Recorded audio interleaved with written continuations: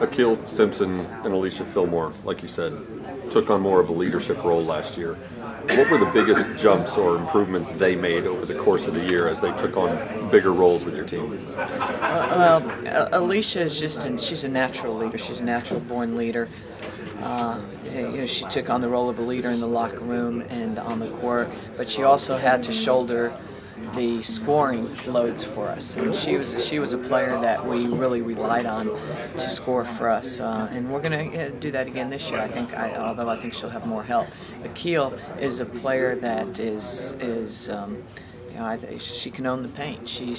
I think she's one of the best rebounding small forwards that I've ever coached, and I think she's also one of the best rebounding forwards in the conference, and she has a presence out there. But what I like about her, and it doesn't always work for her, sometimes it works against her, is I like her emotion.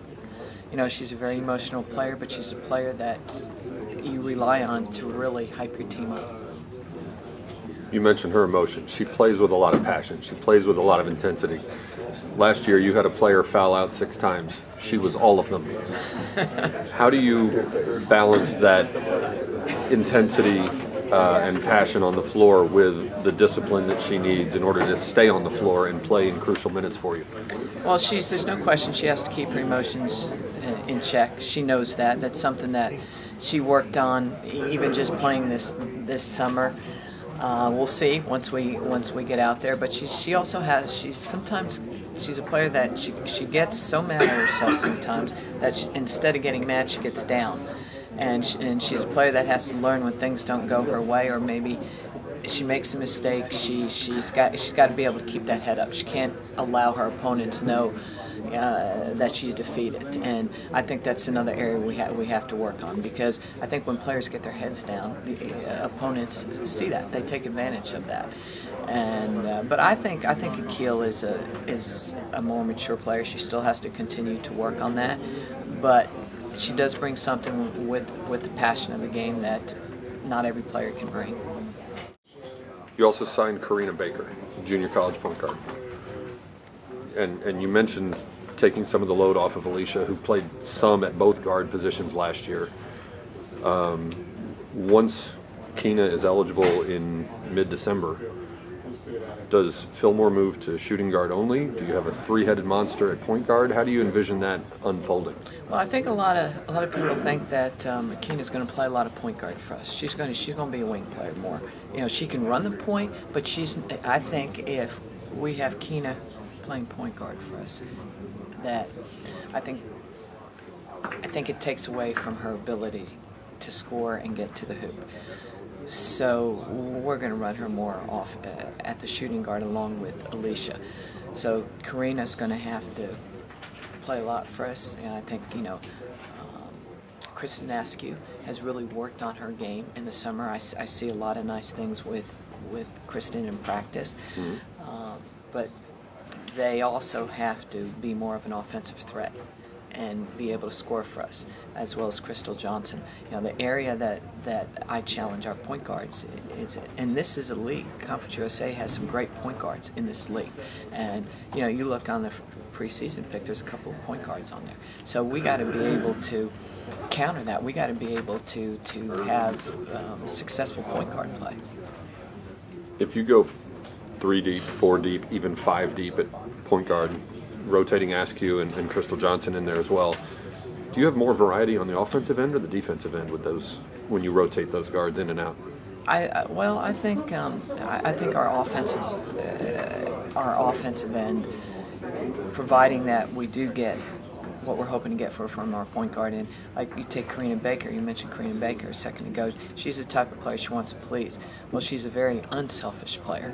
I think sometimes players need to know when to be selfish, and I think she needs to look for her shot more. That's something that we'll talk about more as we get into practice, and then she learns our system, learns our players. But I like point guards to be a scoring threat. I think it puts a lot of pressure on a defense when they are a scoring threat. Last year you changed your offensive system before the season. Is it possible to quantify how much farther ahead you are at this point this year than a year ago at this time? Well, we're tweaking it a little more this year because we have 6 new players.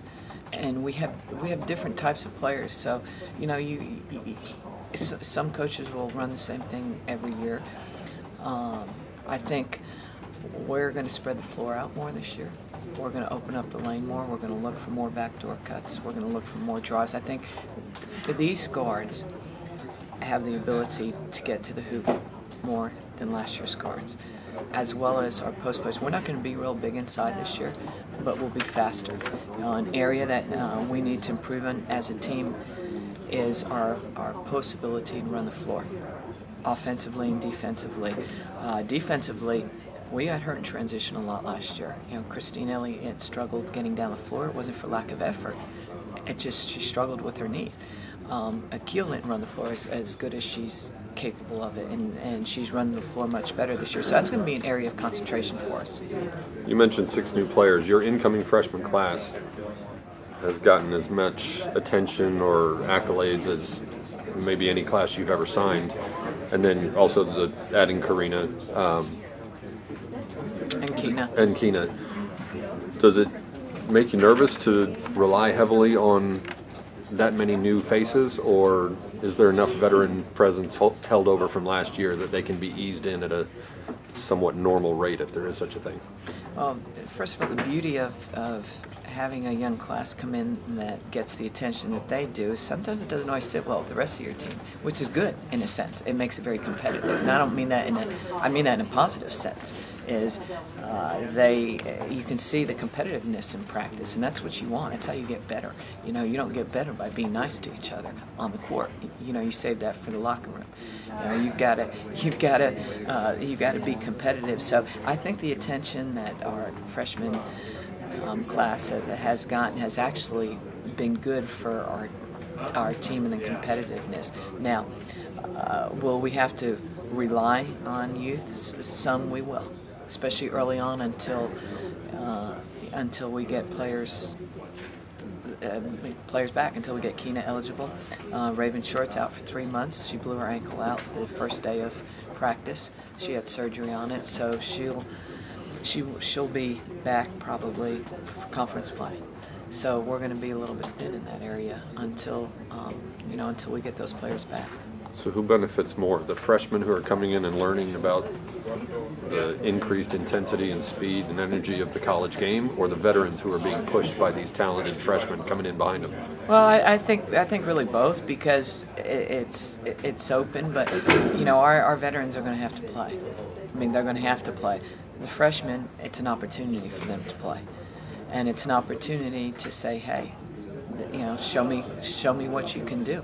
And it's with Raven now, because Raven was playing, she was playing very well, and you know, she started to come on at the end of last year, just as a couple other players, and so I think she, you know, when we had individual workouts, you know, just watching some of the things she did, I saw a more confident Raven. So now that leaves us with we're a little thin at the 3 position. And so like a Farron Bell, who's a freshman and a 3 player, it's an opportunity for her and Gabby Wilkins to step in and say, okay, coach, I can play under these circumstances. I'm ready to step in and play. So we'll see.